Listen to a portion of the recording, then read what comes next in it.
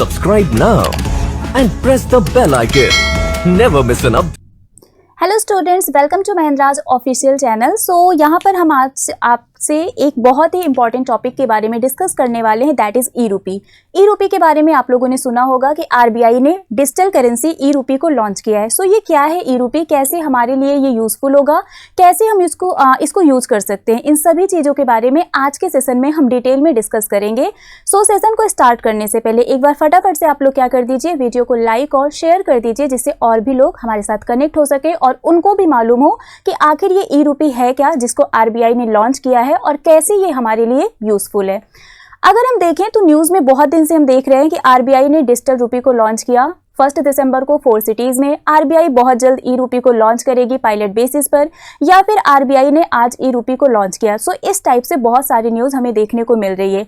अगर हम इस डिजिटल रूपी की बात करें, इस ई रूपी की बात करें, तो इस वर्ड को सबसे पहले हम लोगों ने सुना था हमारे इस साल के बजट में, जब निर्मला सीतारमण जी ने ये अनाउंस किया था कि आरबीआई इस बार by the end of the year e rupee यानी कि डिजिटल रूपी को लॉन्च करेगी। और तभी से हम लोग वेट कर रहे थे कि आखिर कब ये डिजिटल रूपी लॉन्च किया जाएगा, एंड फाइनली आरबीआई ने इसको लॉन्च कर दिया। नवंबर में आरबीआई ने इसको होलसेल फॉर्म में लॉन्च किया था और अभी 1 दिसंबर को आरबीआई ने इसको रिटेल फॉर्म में लॉन्च किया है। सो ये होलसेल फॉर्म में क्यों लॉन्च किया गया था, होलसेल फॉर्म क्या होता है, रिटेल फॉर्म में लॉन्च किया गया, रिटेल फॉर्म क्या होता है, ये सारी चीज़ें हम बहुत ही डिटेल में डिस्कस करेंगे। तो सबसे पहले हम समझते हैं डिजिटल रूपी यानी कि ई रूपी के बारे में।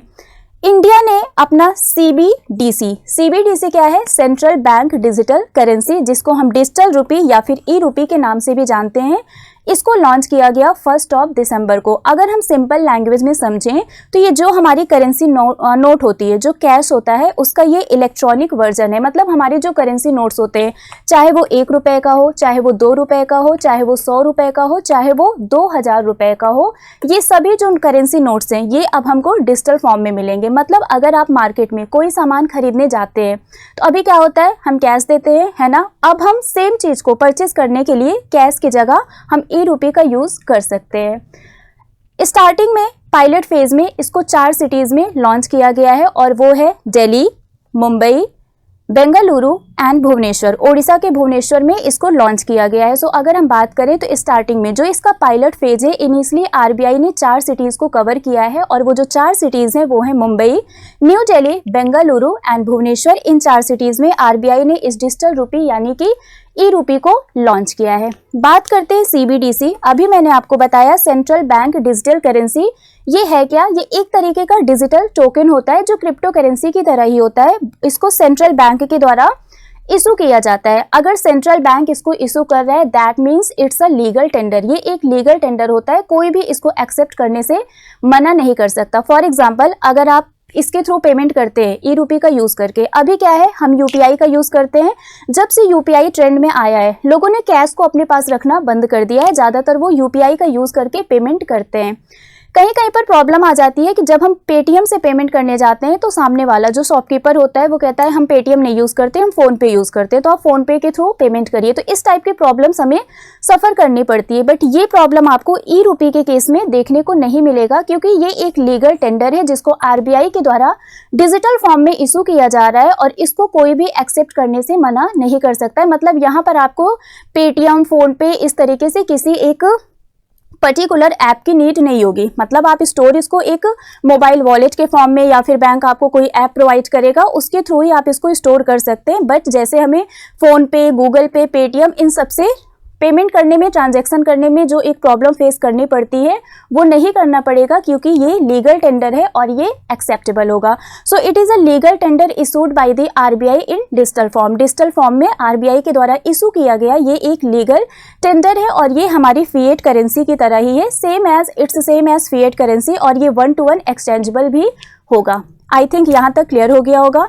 तो यहाँ पर जैसे आरबीआई क्या करती है, करेंसी नोट को प्रिंट करती है और उसको डिस्ट्रीब्यूट करती है, वैसे ही आरबीआई क्या करेगी, इस ई रूपी को बैंकों को डिस्ट्रीब्यूट करेगी और फिर बैंक क्या करेंगे, अपने कस्टमर को उसको वॉलेट के फॉर्म में विड्रॉ करने की परमिशन देंगे कि उसको जो भी कस्टमर्स हैं वो उसको अलाउ यूज कर सकते हैं, विदड्रॉ कर सकते हैं, ठीक है।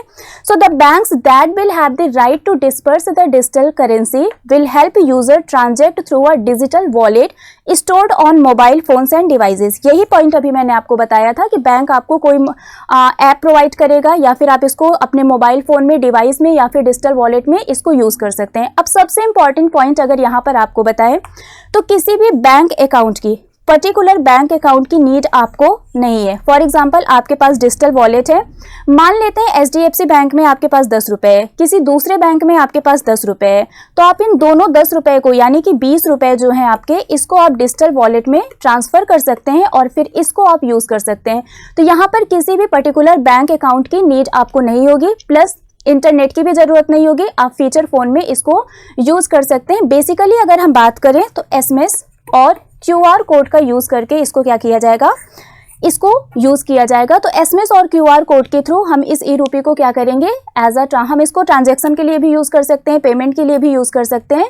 यहाँ पर आपको इंटरनेट की जरूरत नहीं होगी, किसी एंड्रॉइड फोन की जरूरत नहीं होगी एंड किसी बैंक अकाउंट की भी नीड नहीं होगी। जैसे हम सिंपल हमारी जो करेंसी नोट्स हैं उसको हम यूज करते हैं, सेम वैसे ही हम इसको भी यूज कर सकते हैं। बस डिफरेंस ये है कि ये आपका डिजिटल फॉर्म में होगा और वो हमारा फिजिकल फॉर्म में होता है, ठीक है। अभी मैंने आपको बताया था कि जो CBDC है, पहले इसको होलसेल फॉर्म में लॉन्च किया गया RBI के द्वारा नवंबर में एंड देन 1 दिसंबर को इसको रिटेल फॉर्म में लॉन्च किया गया। तो ये होलसेल CBDC और रिटेल CBDC क्या होता है? होलसेल की अगर हम बात करें तो दैट मीन्स ये कुछ लिमिटेड होता है। लिमिटेड का मतलब हमारे जो फाइनेंशियल इंस्टीट्यूशंस हो गए, लाइक बैंक हो गए, वही लोग इसके फॉर्म को क्या करेंगे, यूज करेंगे होलसेल करेंसी में, अगर ये होलसेल फॉर्म में लॉन्च किया गया तो। और अगर हमारा रिटेल CBDC है तो इसको हमारी जो पब्लिक है वो भी यूज करेगी। जो होलसेल है वो हमारा लिमिटेड होता है, लाइक फाइनेंशियल इंस्टीट्यूशंस वगैरह जिनको RBI अलाउ करेगा वो यूज करते हैं। और अगर हम रिटेल की बात करें तो हमारी जो पब्लिक है वो भी इसको यूज कर सकती है। सो रिटेल e-रूपी का मतलब है ये एक इलेक्ट्रॉनिक वर्जन है हमारे कैश का, that is primarily meant for retail transaction which can potentially be used by almost everyone, जिसको हर कोई यूज कर सकता है और बहुत ही सेफली इसको यूज किया जा सकता है। होलसेल की अगर हम बात करें, अभी मैंने आपको बताया था it is designed for restricted access to select financial institution. कुछ सेलेक्टेड फाइनेंशियल इंस्टीट्यूशंस होते हैं जिनके द्वारा इसको यूज किया जाता है। यहाँ पर जो फाइनेंशियल ट्रांजैक्शन है, जो गवर्नमेंट सिक्योरिटीज और इंटर बैंक ट्रांजैक्शन में इन्वॉल्व होते हैं, उसको भी इस टेक्नोलॉजी के थ्रू ट्रांसफॉर्म किया जा सकता है। और यहाँ पर एक चीज आप लोगों को बता दें कि ये आपका ब्लॉकचेन टेक्नोलॉजी के बेसिस पर यूज होगा। अगर आपसे टेक्नोलॉजी पूछा जाए तो यहाँ पर ब्लॉकचेन टेक्नोलॉजी यूज होगी, ठीक है। चलिए अब यहाँ पर देखते हैं, स्टार्टिंग में 1 दिसंबर को जो इसका पहला फेज लॉन्च किया गया है उसमें 4 बैंक हैं जिनको ये राइट दिया गया है कि वो इस करेंसी को, मतलब डिजिटल करेंसी को, e-रूपी को क्या कर सकते हैं, लॉन्च कर सकते हैं। और वो जो 4 बैंक हैं उनका नाम है state bank of India, ICICI bank, yes bank and IDFC first bank. ये वो 4 बैंक है जिनको राइट दिया गया है पहले फेज में कि वो इस फेज को क्या करेंगे, इसको इम्प्लीमेंट करेंगे। नेक्स्ट इसका जो फेज आएगा, जो सेकेंड फेज आएगा, उसमें 4 और बैंकों को ये राइट दिया जाएगा कि वो डिजिटल मनी को डिपॉजिट कर सकते हैं। और जो नेक्स्ट 4 बैंक्स हैं उनका नाम है bank of Baroda, union bank of India, HDFC bank and Kotak Mahindra bank. अब हम यहाँ पर देखते हैं कैसे ये e-रूपी मार्केट में सर्कुलेट होगा, कैसे सर्कुलेट में हम इसको यूज कर सकते हैं। मैंने ऑलरेडी आपको बता दिया था, बट यहाँ पर एक बार फिर से एक्सप्लेन कर देते हैं कि जो ये e-रूपी है इसको सेम डिनोमिनेशन में इशू किया जाएगा। सेम डिनोमिनेशन मतलब जैसे हमारा 1 रुपए का नोट होता है, 2 रुपए का होता है, 10 का होता है, 100 का होता है, 500 का होता है, उसी तरीके से मतलब जैसे हमारा पेपर करेंसी और क्वाइन होता है, सेम डिनोमिनेशन में इसको भी इशू किया जाएगा। RBI क्या करती है, करेंसी नोट को डिस्ट्रीब्यूट करती है, इशू करती है, उसको प्रिंट करती है। इसको भी RBI क्या करेगी, बैंकों को ट्रांसफर करेगी, बट ये डिजिटल फॉर्म में होगा। So it is distributed through the intermediaries. यहाँ पर ये जो हमें मिलेगा ये इंटरमीडियरीज के थ्रू मिलेगा, और वो इंटरमीडियरीज कौन है, बैंक है। बैंकों के थ्रू ये डिजिटल करेंसी हमें प्रोवाइड की जाएगी। Transactions will be through a digital wallet. यहाँ पर जो ट्रांजेक्शन है ये कैसे होगा, ये डिजिटल वॉलेट के फॉर्म में होगा। मतलब हमें एक डिजिटल वॉलेट या फिर हम कोई मोबाइल फोन में या मोबाइल डिवाइस में कुछ एक ऐप वगैरह इंस्टॉल करके रखेंगे, डिजिटल वॉलेट होगा, उसमें हम इस e-रूपी को स्टोर करेंगे एंड देन फर्दर ट्रांजेक्शन के लिए हम उसको यूज कर सकेंगे।